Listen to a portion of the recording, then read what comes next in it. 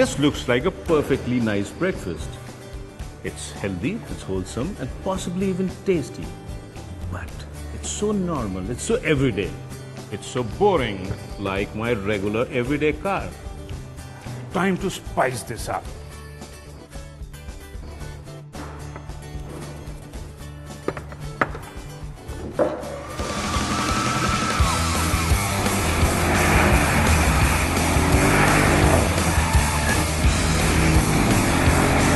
This is exactly what Mercedes has done. Spice up the new E250 into a hot rod, what they call the new E63, and this comes with the deadly AMG badging on it. It's very clear what the company wants to do with this car.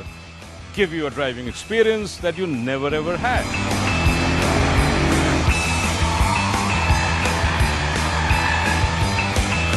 One look at the outside and you know this is no plain Jane everyday E-Class. The twin exhaust here clearly makes its intentions clear, so does the badging, and the bi-turbo lettering on the side tells you what sleeps under the bonnet.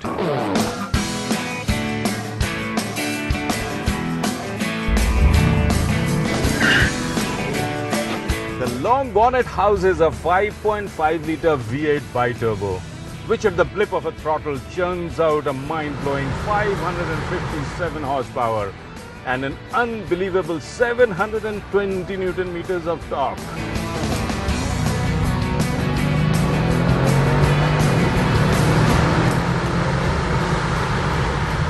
As the V8 powerhouse goes to work, you can hear the beautiful music coming from the twin exhaust at the back. And you don't really need this fancy music system here. That's the music any driver wants to hear.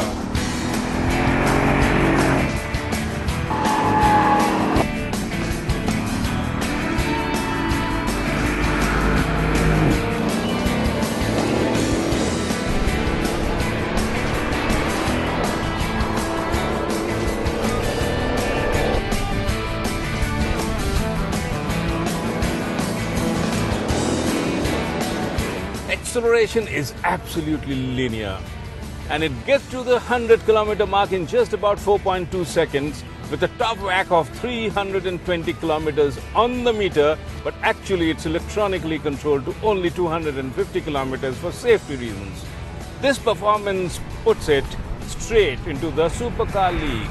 Power is transferred to the wheels via a 7-speed gearbox, which has options like the Sport and the Sport Plus, which helps you to go around the racetrack faster and faster. The 7-speed gearbox has several options. You can put it into the Sport mode, you can put it into the manual mode and then play Schumacher with the pedals here, or you can put it into the Sport Plus mode. All this electronic jugglery has made this car not only fast, but great fun to drive, especially when you are out on a racetrack.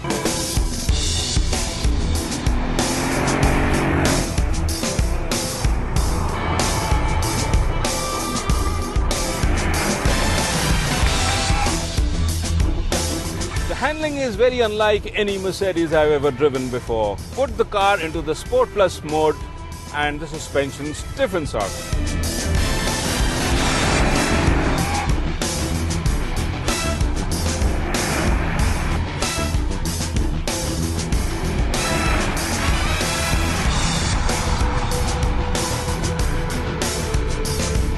You can throw the car into corners at very, very high speed at the racetrack, and it comes out in a rather straight line.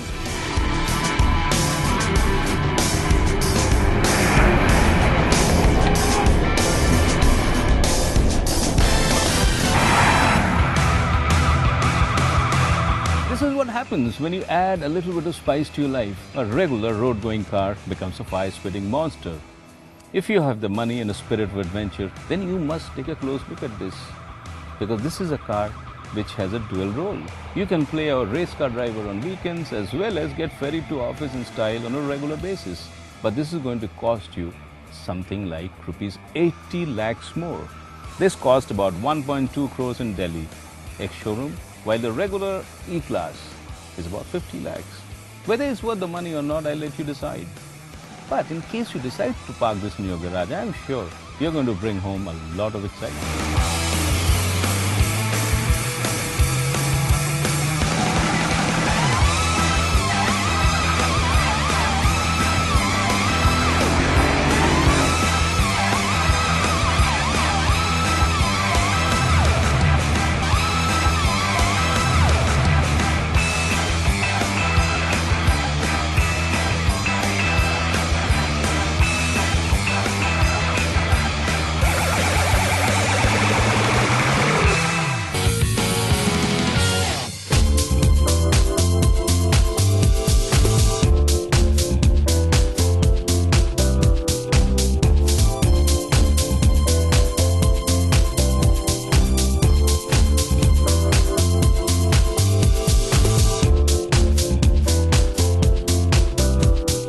Times are changing, they say. In the good old days, you fell ill, you went to a doctor, he gave you a pill and you were okay.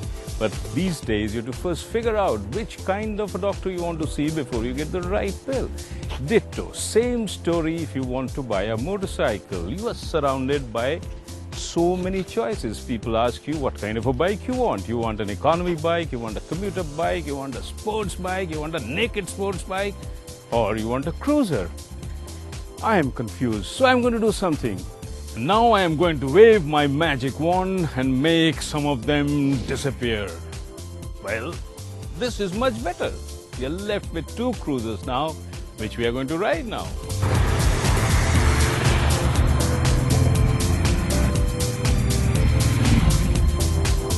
What more could you ask for? An open highway, a beautiful clear day like this, and this to ride.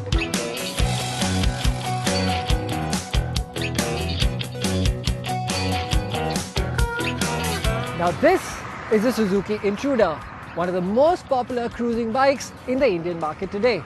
Now just look at the styling of this bike and it screams easy rider. Look at the handlebars. It's got pullback, wide handlebars, and the idea is to provide a comfortable upright seating position. The controls are all easy within reach, no crouching over, no throwing your weight around the corners. This bike is designed to provide endless hours of cruising fun. And that is exactly what I intend to do. Sounds really good, doesn't it? Now this is powered by an 1800cc motor which consumes enough gas to drive a small car for an entire week. But the power that it gives out is equal to that of a big performance sedan. But this is obviously much more fun than the car.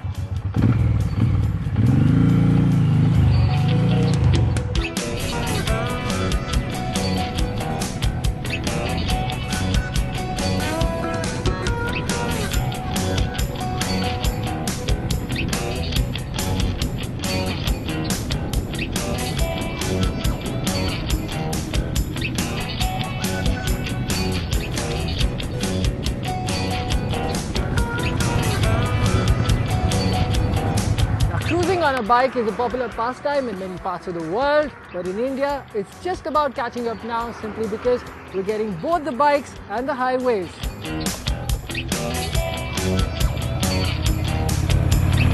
For any motorcycle enthusiast, riding and owning a Harley-Davidson eventually is always a dream. This iconic brand has been around for now exactly 110 years and has inspired many to take to motorcycling across the globe. The brand made its appearance in India about 4 years ago and changed everything.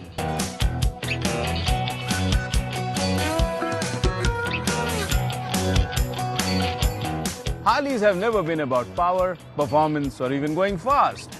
They have always been about an image, about belonging, about being part of the riding culture. So no wonder then that whichever part of the world you are in, you will always see men and women sharing their passion about Harleys and riding together.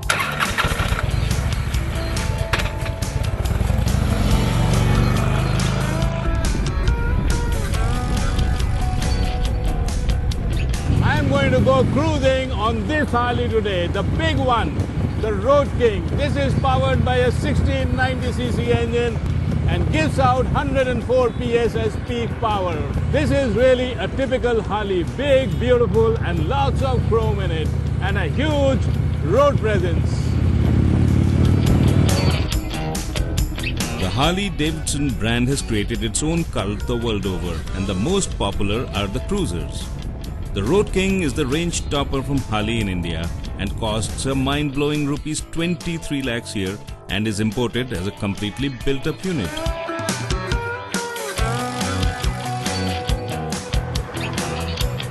Hey! You really got the big daddy of them all, huh? Well, cruising is all about power, isn't it? Yes, the more power the better. I know I sound here a bit like a crooked politician, but that's a fact. The more the power, the better she goes. You can afford to say that because you're riding the big daddy of them all, aren't you? Well, riding a bike, it doesn't really matter whether it's big or small. It's all about the wind in your hair, experience of the open highways. You got it right, Vinit. What are you wasting time for? Let's go ride some more.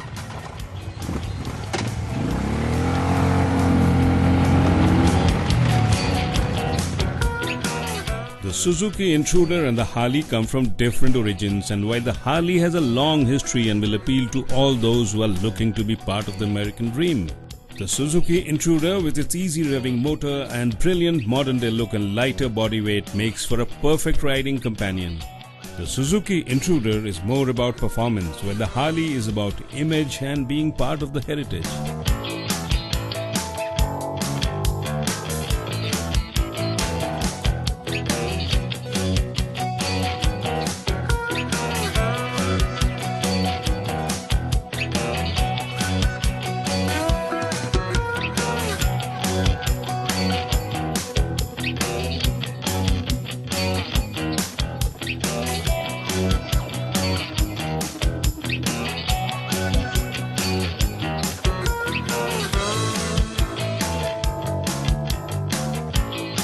Times are tough, and no one knows this better than the folks over at the auto industry. With hardly any takers in the market, car sales are down, except for a select few, and Honda is one of them. They reported a dramatic jump in sales for the month of June 2013 as compared to the same time last year, and that's largely due to one car, the Amaze.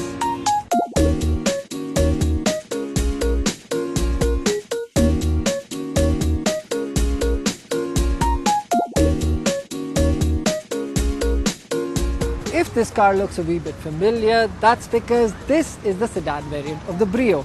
Now heads on, there's hardly any distinguishing marks between the two except for the twin slat chrome grille and the revised fog lamp cluster. But the biggest change is of course at the back. This one has a proper boot integrated into the body style so that the car seems as one and not the hunchback of Notre Dame. But honestly for me, the rear end of this car is the most amazing thing simply because I just love the way it just pops out at you. And that is because of these large LED powered tail lamps and this huge chrome garnish on the tailgate, which helps give it that upmarket, desirable premium feel.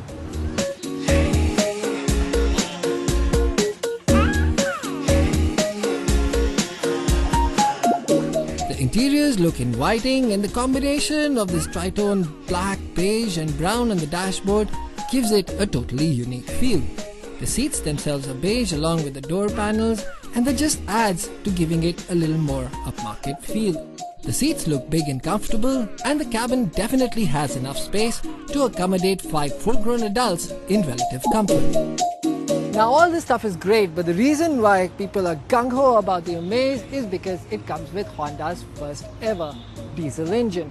This 1.5 litre 4-cylinder engine features an all-aluminium block which helps keep the weight down and is fed on a strict diet of low-friction oil to maximize efficiency. This results in a healthy output of 98 bhp at 3600 rpm and 200 Nm of torque at 1750 rpm. Add to that the ARAI tested mileage of 25.8 km per litre does make this car too good to resist. Now all this stuff is fine on paper, but how does she actually work in the real world? We'll be back next week with more on the Honda Amaze.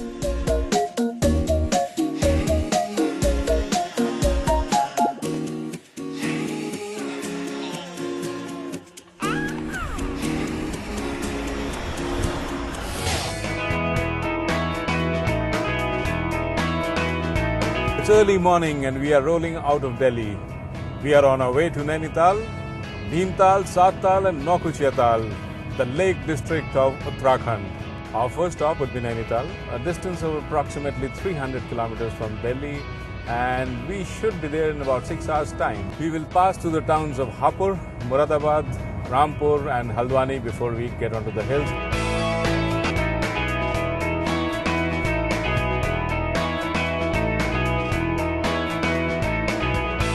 I'm driving the 2013 model Fiat Linea, which is powered by the 1.3-litre multi-jet diesel engine, churns out around 93 PS, and it's really enough power for the highways here. We are doing decent cruising speeds, and inside it's big and comfortable, and it has all the features and gadgetry to keep you involved and even entertained. The sound system here is quite decent quality. It plays both MP3 and a CD. And I think a good sound system is essential for a pleasurable highway experience. So I think it's time for me to play some music.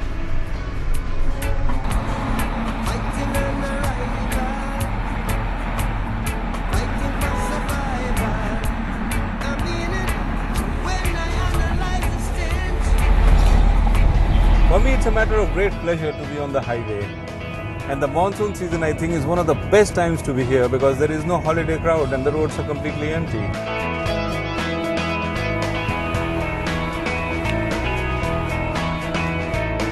One of the biggest challenges on Indian highways is to find good quality fuel for both you and your steed. I've just passed the town of Gajrola and made a stop here at what is a company-owned retail outlet for refueling. The fuel quality should be good here as it's owned by the company, and hopefully I will also get something to eat as there is a nice quick fast food outlet and there is a local dhaba here. So hopefully both me and my steed would be refilled properly for the rest of the journey.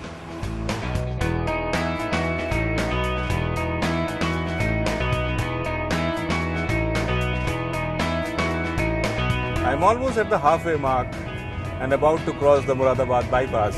And as I look out of the window, I am greeted by a sea of green. It's really beautiful.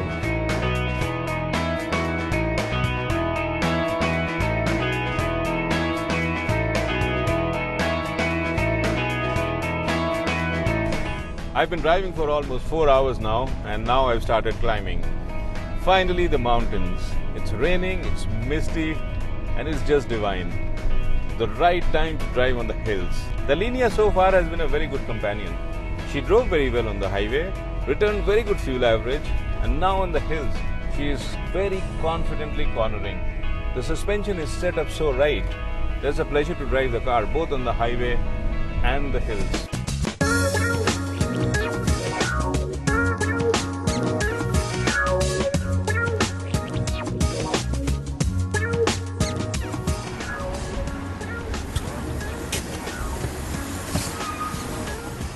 Finally, I make it to Nainital, and I am greeted by this wonderful sight of the lake here.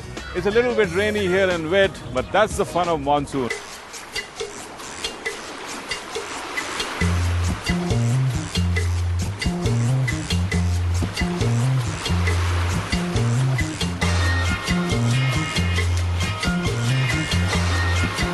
Nainital is one of the most charming hill stations of North India. There's a lovely lake or tal right in the center of the town, which is surrounded by hills on all sides, and it is this lake which is actually the heart and soul of this small town. Nainital offers many opportunities for boating and long treks, and you can just sit by the pine trees and listen to the birds. It's a lovely place to spend a small vacation in. Nainital also has a legacy of residential or boarding schools, of something which the British left behind. Sherwood, of course, being the most famous one, where even superstar Amitabh Bachchan had his schooling. For a motoring journalist, vacation just means one thing: jump into a car and drive some more, and eventually you reach a place. Even if you don't, you drive some more, and that's exactly what I did. But see what I managed to land myself in. I'm floating on this plank of wood on a mass of water, and this has no steering. It uses 2 poles for steering. It has no suspension, it's wobbly, and it has no motor. How unsafe can it get? But that's exactly the reason why so many people come to Nainital. to float on water in a boat.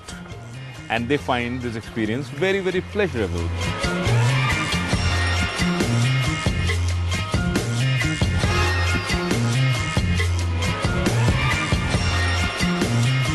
If you hadn't had a bhutta in the range, then you're certainly missing out on something, I must say.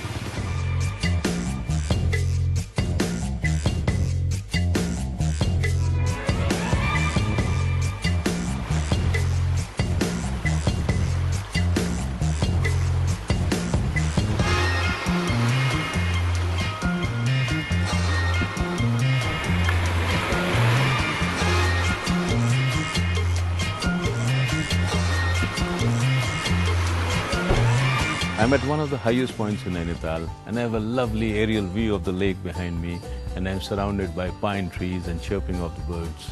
I think I'm going to stop driving for a while and take a break.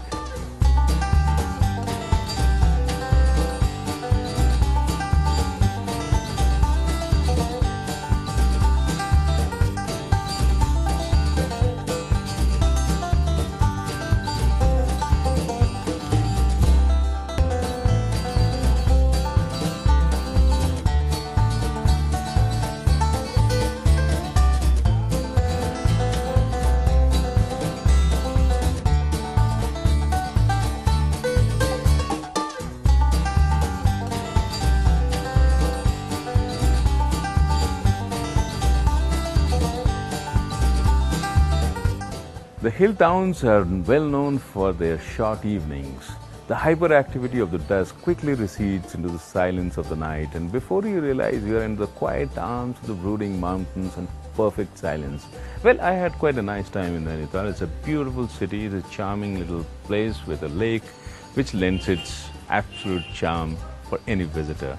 But don't go very often floating on what I call the planks of wood, known as boats. It's very unsafe, you know. They don't have a suspension, they don't have a steering, they don't have any brakes. Instead, drive. And that's exactly what I'm going to do as I take you out on a trip to what I call the Lake Districts of Uttarakhand.